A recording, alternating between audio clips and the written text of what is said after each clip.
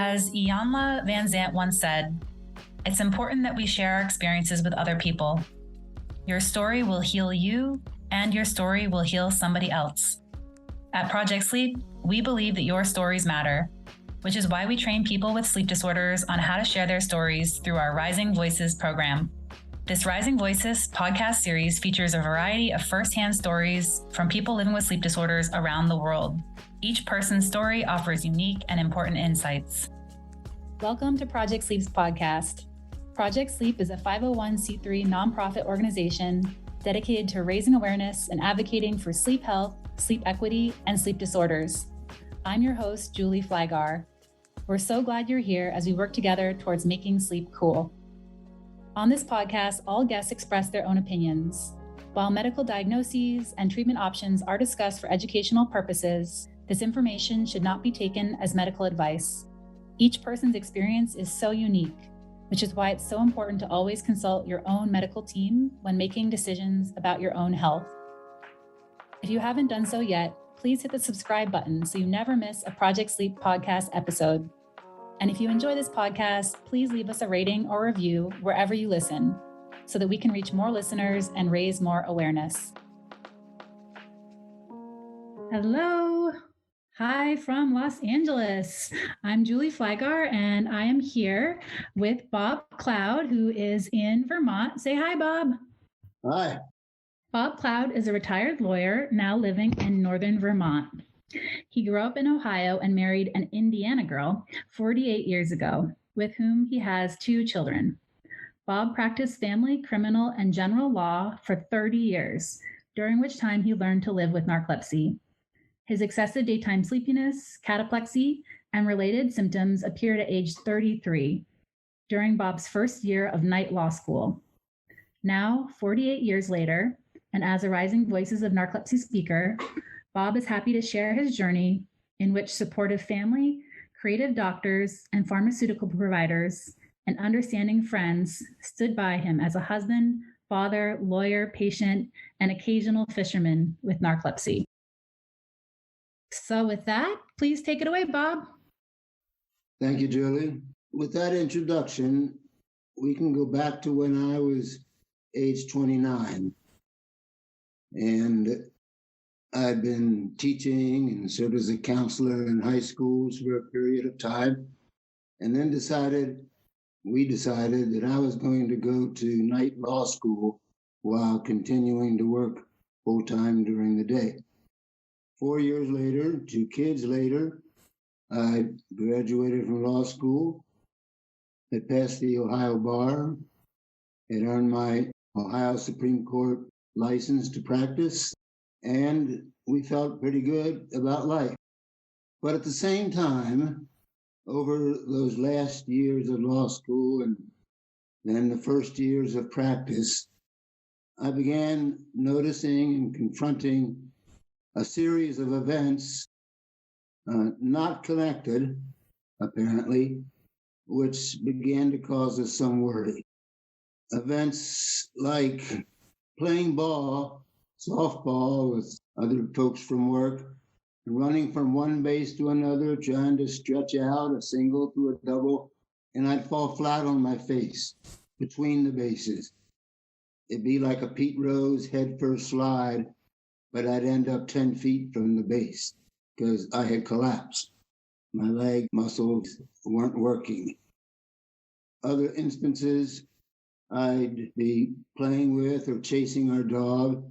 There's some concrete steps. I'd run up 3 or 4 of those steps and then suddenly collapse backwards down those steps onto the cement, lacerating my head. Or other instances, I'd be with folks in the office. We'd be laughing, joking about something, and my knees would begin to buckle noticeably. And I thought to myself, well, I guess that happens sometimes.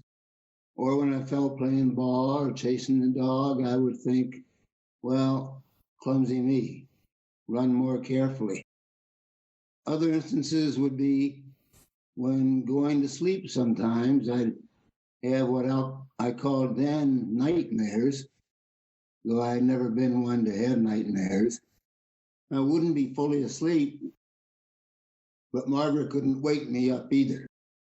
And those nightmares were always in the form of some person breaking into our house to do us physical harm. And so I would react, I'd lash out or try to lash out. That happened occasionally. Another event that I wasn't prepared for was waking up in the morning, still in bed, just waking up, and suddenly I'd be completely paralyzed. Couldn't move any part of my body, arms, legs, not even a little finger. And that would last for maybe up to a minute or two at the most. And then it would pass. And at that time, we started to realize, after these events over several years, something's wrong. These events shouldn't be happening. We need to see a doctor, but we didn't have a doctor. So Margaret had been working in a clinical lab at a university teaching hospital. So she knew some graduates, knew some residents, knew one that was just starting his family practice. He was in his first year of practice. So we picked him, and kind of by coincidence, Margaret went with me, and we sat with him, and I was a worried man. And we talked about the sleep attacks. Well, that's one I hadn't mentioned.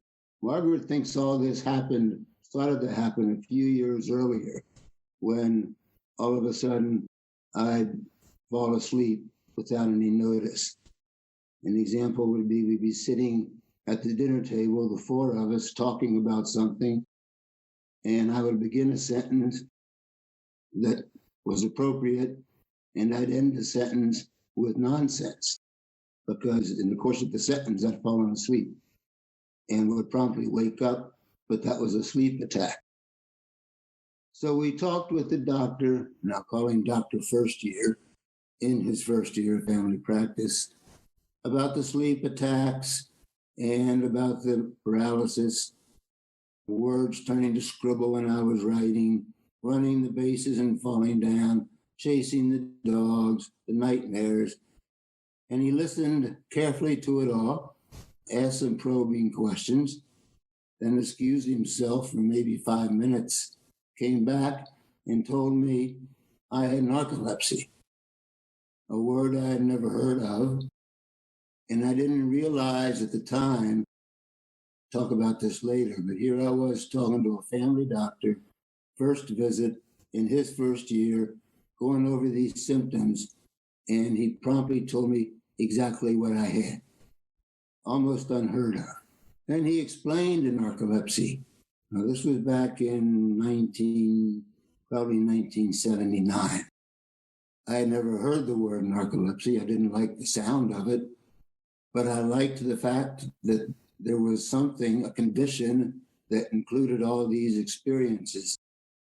So he explained that in his understanding then, this is more than 40 years ago, that narcolepsy is basically he called it a neurological sleep disorder, where the normal stages of sleep are disrupted and fragmented, and therefore don't occur at their normal time and the sleep stages in their normal sequence at night.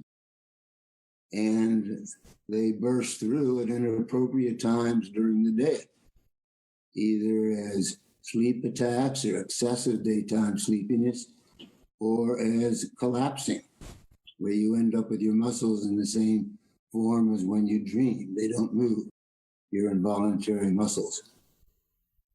So he said, narcolepsy, there's no known cause, no known cure. And it's chronic. It will last all your life. It might be progressive. Gets worse for some people, but it's not fatal. And most people receiving some medical treatment and engaging other activities are able to continue working in one form or another. And then he sent me to the University Sleep Disorder Center to confirm his diagnosis. And I learned there that narcolepsy affects 1 in 2,000 people. In the United States, about 200,000 people. In the world, that's 3 million people. And while there for tests and talking to the sleep doctors over the years, I've learned more about the symptoms of narcolepsy. Basically, they're considered to be 5. Excessive daytime sleepiness, which usually takes the form of not being able to stay awake for substantial periods of time during the day, which might be often during the daytime at work. Cataplexy, which is the loss of muscle tone or muscle control, and the most serious form of cataplexy is sudden loss of all involuntary muscle control, and that means you fall down because your leg muscles don't work. A less serious form, partial cataplexy, might take the form of a nodding head if the neck muscles are affected, or slurred speech if the mouth muscles are affected, or drooping arms or hands. Hypnagogic or hypnopompic hallucinations. Remember, I talked about what I called nightmares at the time, somebody invading our house, me lashing out. Those are hallucinations, and they're hypnagogic when they occur at the beginning of sleep or going to sleep, hypnopompic if they occur as they may when waking up, kind of when you're in the twilight zone. Maybe that's why they seem so real. The 4th symptom, sleep paralysis. Recall I talked about the experience of not being able to move sometimes when waking up, and the disrupted nighttime sleep because the normal stages of sleep are no longer occurring in sequence. Basically, there are 2 types of narcolepsy: narcolepsy with cataplexy, which is the loss of muscle control, and narcolepsy without cataplexy. And over the years, it's been amazing to me how much they've learned about, they being sleep researchers, about sleep and sleep disorders by studying narcolepsy, and especially narcolepsy with cataplexy. When I was first diagnosed, they did not know what the cause of narcolepsy with cataplexy was. They've since learned that it's caused by the near absence or total absence of a neuropeptide or neurotransmitter produced by neurons in the brain. They're called orexin or hypocretin. Their function is to affect the sleep-wake cycle. And for some reason, those with narcolepsy with cataplexy don't have those neurotransmitters anymore. Why they don't have them is another question. There's almost a consensus that it's an autoimmune disease accompanied by some other environmental or physiological triggers, but they're still being researched on that. Less is known about the cause of narcolepsy without cataplexy. My original visit to the Sleep Disorder Center for diagnosis consisted of 2 tests. One is polysomnography that takes place at night, where you're wired with electrodes and the technicians trace, or the machine traces, your brain waves and other vital signs during the night. The other test takes place during the day. It's called the multiple sleep latency test, where they measure how quickly one goes into dream sleep or REM sleep during the course of 5 naps during the day. And I mentioned dream sleep or REM sleep. REM, R-E-M, stands for rapid eye movement sleep, which is characteristic of dream sleep. So the doctor told me what the normal treatment is for narcolepsy at the time, and this is to a large degree true today, taking wake-promoting medications or stimulants to help with daytime sleepiness or excessive daytime sleepiness, including sleep attacks. Nighttime medications for daytime sleepiness, to improve daytime sleepiness, and to lessen cataplexy. Also, antidepressants for cataplexy, not because persons with narcolepsy are depressed, although some are, but because they have learned that the antidepressants suppress REM sleep or dream sleep and therefore lessen the episodes of cataplexy. And then they also discussed trying to schedule daytime naps if and when felt that was helpful. I should mention here that they made great progress in the medications over the 30 years. And now there are 2 new medications approved by the FDA and on the market to improve wakefulness and also to improve cataplexy, and probably 4 more that I know of that are still in clinical trials, not available now until they're approved, but much research is being done, especially along the lines of what they call an agonist, an orexin agonist, which would allow the sleep-wake cycle to be affected by those neurotransmitters. Now I was a person with narcolepsy, and indeed we were a family with narcolepsy. And I thought to myself, well, this is going to be easy. I already get my share of exercise. I'm pretty active. I have a good sleep regime. I usually sleep 8 hours a night at about the same time, which was recommended.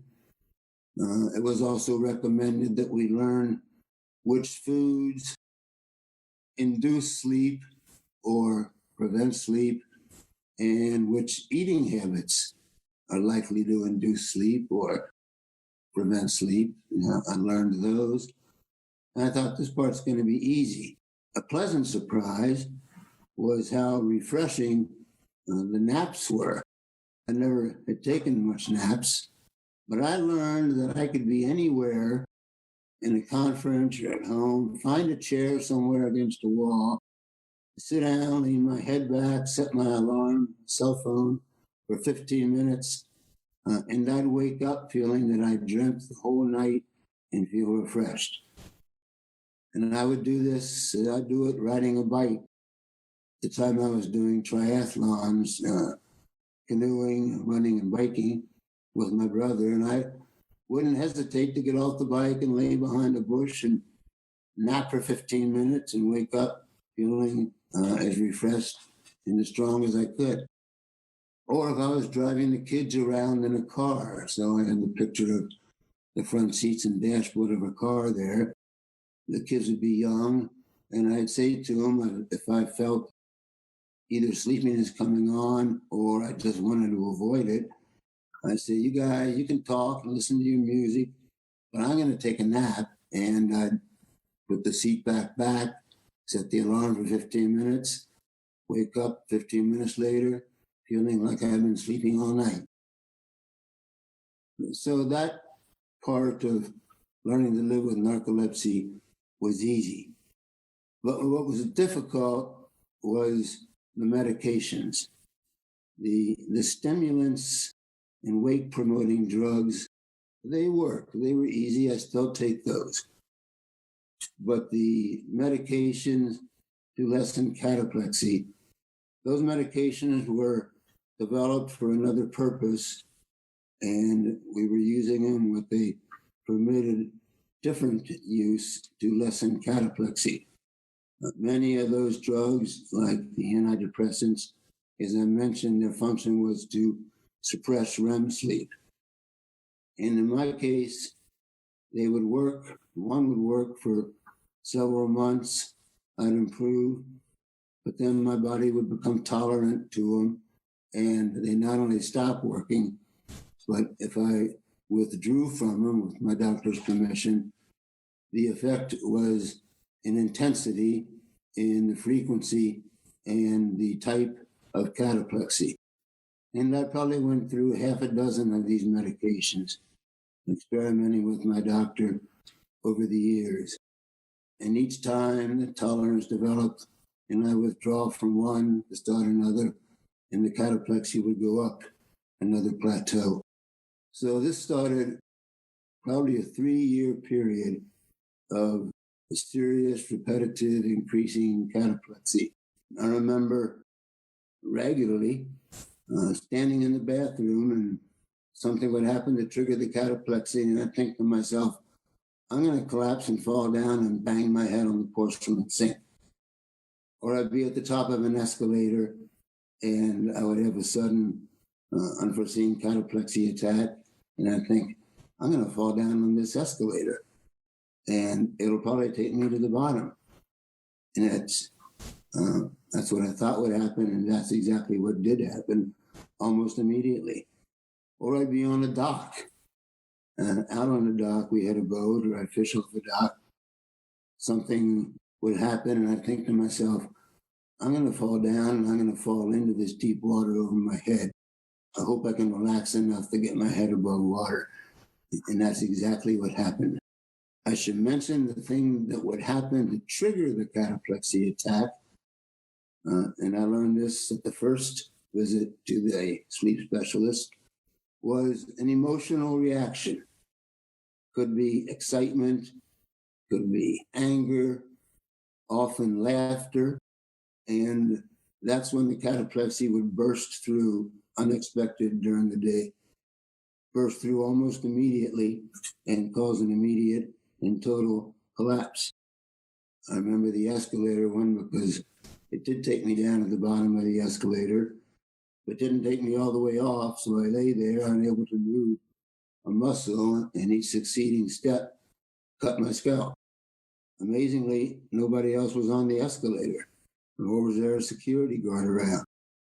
Typically, after a cataplexy attack, which might last several seconds up to a couple minutes, and during that time, I, or anybody with that type of attack, would normally be alert, know what was happening, but unable to talk, unable to move any muscle, could hear and see, but not communicate in any way.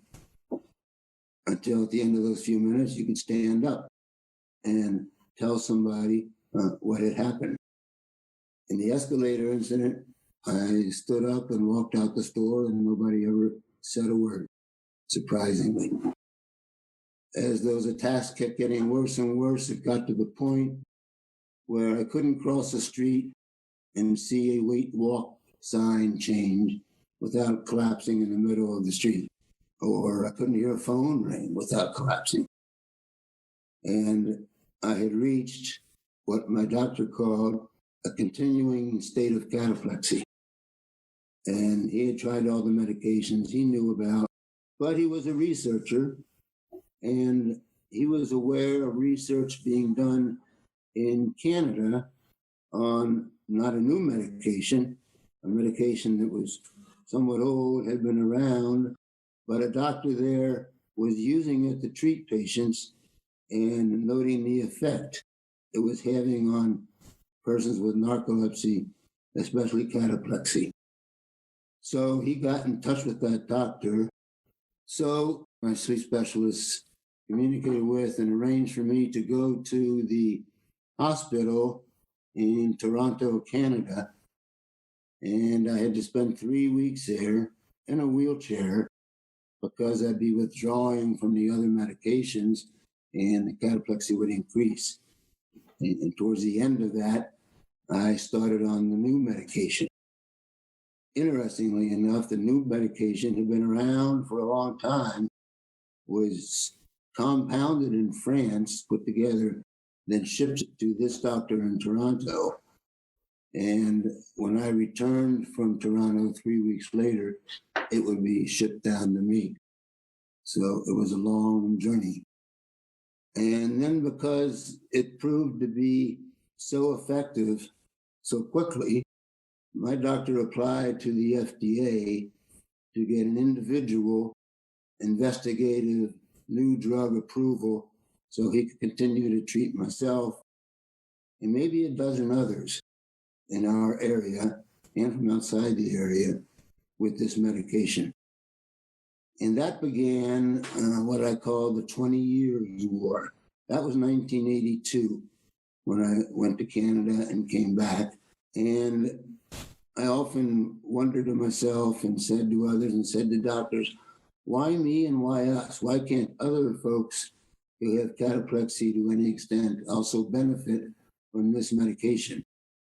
The problem was it had a medical benefit use that it was developed for a couple of decades earlier, but was no longer used in that way. And the Drug Enforcement Agency would say it has no known medical benefit to persons. And we would say to the FDA, oh, yes, it does. Look at us, look at other persons with narcolepsy. Finally, at the end of 20 years, in 2002, that medication was approved by the FDA and is now used in large part by persons with narcolepsy. I was about to say narcolepsy with cataplexy, but it's also been approved because of its effect on excessive daytime sleepiness. So then for the next 20 years, I was able to continue my law practice. I should note that I took that same medication and the same dosage last night as I have every night for the past 38 years.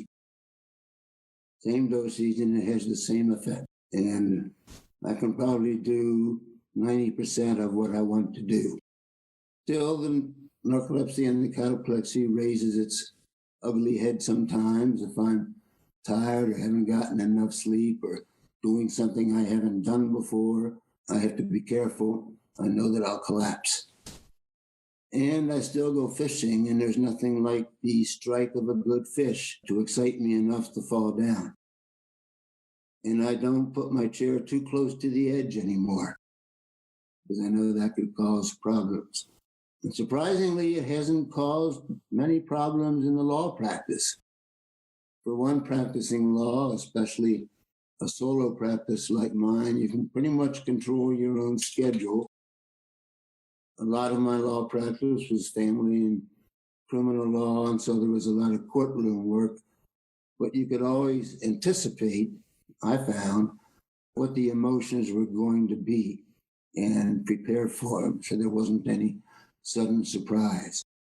What I find the two most difficult emotional triggers now are very funny laughter, especially in the family, where things are the funniest. My son will often make a remark and crack a joke and run to try to catch me before I fall. Or if I get angry with my wife, and that does happen sometimes, even after the 48 years. And if I disagree with her and feel kind of strongly, she'll see my eyes start to dart back and forth like they do in rapid eye movement sleep. And she knows I'm angry before I even show it or say anything. So I lose those arguments even though I'm on the winning side. And I mention these incidents because I think it helps. It's helped me a great deal over the years to talk with other persons with narcolepsy, and to go to conferences, to meet with groups, because I get hope from talking with other people, learning their successes, and learning that I'm not alone. My daughter lives in Liverpool, home of probably the world's greatest soccer team, and they have a motive song they call Walk On, which I think expresses the same feeling I'm trying to convey here. And you can read the lyrics. Walk on through the wind, walk on through the rain, though your dreams be tossed and blown. Walk on with hope in your heart, and you'll never walk alone. You'll never walk alone. So I mentioned that my experience was being accurately diagnosed by the doctor in his first year of general family practice on our first visit, which I mentioned is almost unheard of because even today, the average delay between onset of symptoms and eventual diagnosis is 8 to 15 years. And during that time, individuals will not know they have narcolepsy. They have something fragmenting their life. They might be misdiagnosed with other things, and that is unacceptable.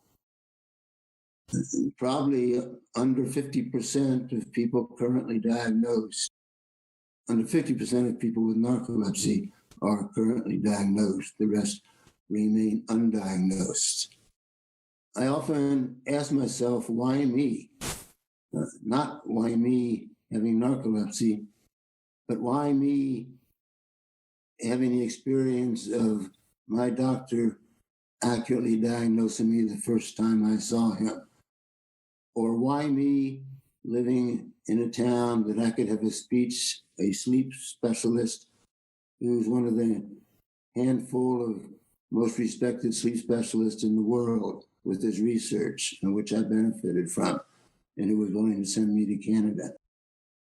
So I'm willing and have been happy to talk about my individual journey with narcolepsy, which began in my mid-30s. Most people with narcolepsy will get it in their early or late teens or early 20s. More and more, it's being diagnosed in pediatric patients. And everybody's different, but I know that most other persons with narcolepsy will get it earlier than I did, and therefore will have it longer and in a different way because of their own circumstances. And everybody has to have and talk with their own sleep specialist. But I'm happy to talk with any individual or any group at any conference at any time to share my story and to share a little bit more hope and to contribute my voice to the rising voices of narcolepsy. Thank you for listening. Yay! Thank you, Bob. Thank you for sharing your story tonight. I just love Bob's story, and I should mention that his journey as part of the early use of the nighttime medication to it getting approved, like I had studied that whole approval back when I was in law school, so 12 years ago, and I'd actually written about Bob and some of his testimony that he'd given in a paper I wrote in law school. And so it's always just like, I remember the first time he emailed me, and just getting to know Bob and have him be part of this program means so much to me, because to me, he was already like a big celebrity. And I'm just so thankful for him and all that he does to be part of this, but also to talk to anyone, like he said, that wants to chat about their experiences. Just, it really means a lot, in all the ways you've given back over the years. So thank you, Bob. That's why we value Project Sleep so much. Thank you. I think we did have a question about your law practice. How did you mentioned it a little bit, but it just seems pretty impressive that you were a lawyer. So how did you balance your job as an attorney through all this? Well, you did what you had to do, I guess. You tried to limit your work. The most important thing was getting 8 hours sleep. And so that left you time to prepare a case or to talk with clients, but you might not spend the time that you would want to spend. And I mentioned there were rarely any problems, but in that, as well as other activities, if I knew that there could be a problem, then I would tell somebody I trusted ahead of time, which might be a prosecutor, I was a public defender, or the judge, or a probation officer, or somebody. So if I were to have or suffer partial or complete cataplexy, they'd know what was going on. And I would do that in other activities. If I was in a gym working on a treadmill or going fishing with other people, I would make sure somebody knew what was going on. But a couple instances in the law practice, which I remember now, two always stick out. One was I interviewed a client and we hit it off. The chemistry was right. I was going to represent him. I walked him out of the office to his car, and halfway to his car, I collapsed flat on my face. I never saw that client again. A more serious and kind of intriguing event was I was representing a fellow on a robbery charge, And we had a jury trial, and at the end of the trial, the judge reads the instructions to the jury. And the defendant and his lawyer and me sit there and listen to make sure the instructions are fair. And I woke up at the end of those jury instructions and realized that I missed them all. My first concern was for my client that nothing unfair was given to the jury as an instruction. So I met with the judge and the prosecutor right away, told him what happened, asked him to read back the instructions with the court reporter, which they did, and they were okay. My next concern was my client deserves to know that. And if I tell him that I fell asleep at that point, I'm going to have to tell him that he should get advice from a separate lawyer, and that separate lawyer might want to file an appeal, which is exactly what happened. The lawyer filed the appeal based on ineffective assistance of counsel because counsel fell asleep. But the appellate judges read over the trial transcript, found that no mistakes were made, and the conviction was upheld. But it did present kind of an ethical dilemma at the time. Aside from those two, the practice was not much affected by my narcolepsy, although my wife disagrees with me. She thinks it was affected substantially. She thinks I probably saw less clients and got less clients because of it. That may or may not be true. But you're willing to admit it, so maybe there's some truth. The truth is somewhere in the middle. There's some truth in there, yeah. Yeah, I know exactly what you mean. I think sometimes I struggle between giving a big message of hope and because I really do a lot with my life, but there's sometimes we talk about the spoon theory, and sometimes we have limited spoons, so we have to choose our priorities a little bit more closely sometimes, or just can't always do it all. So you like to do more. My son always says, "Don't let the perfect get in the way of the good."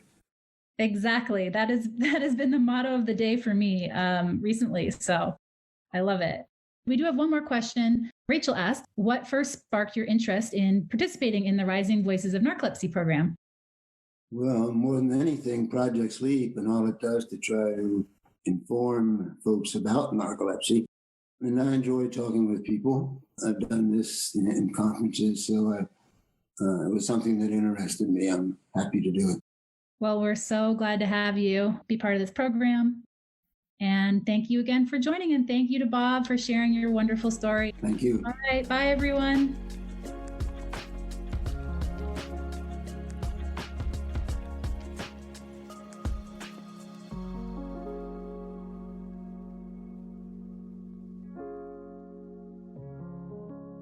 The Project Sleep podcast is produced by Carver Sound Productions. For more information on podcast production services, visit carversoundproductions.com.